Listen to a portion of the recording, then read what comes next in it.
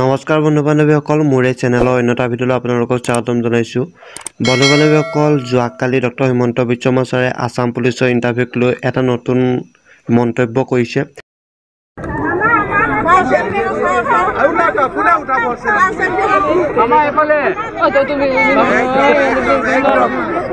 একদম মই লগতে আছো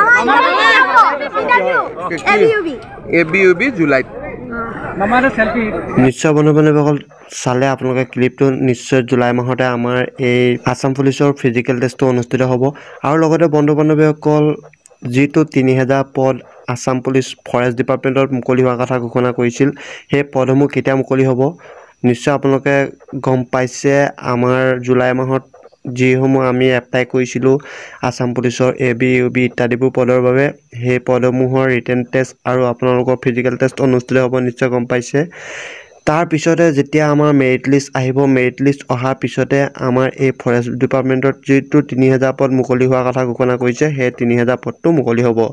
নিশ্চয় গম পোৱা মতে তেনেকুৱা যেন অনুভৱ হয়, কাৰণ আগতে আমাৰ যিবোৰ পদ এপ্লাই হৈ যায় সেইবোৰ হোৱাৰ পিছতে আকৌ নতুনকৈ পদসমূহ মুকলি কৰি দিয়ে। নিশ্চয় গম পাইছে বন্ধু বান্ধৱীসকল, আছাম পুলিচৰ যিসমূহ ফৰেষ্ট ডিপাৰ্টমেণ্টৰ পদ মুকলি হ'ব, আমাৰ ফিজিকেল টেষ্ট আৰু ৰিটেন টেষ্ট দিয়াৰ পিছত যিটো মেৰিট লিষ্ট আহে তাৰ পিছতে সেই পদসমূহৰ মুকলি কৰি দিব।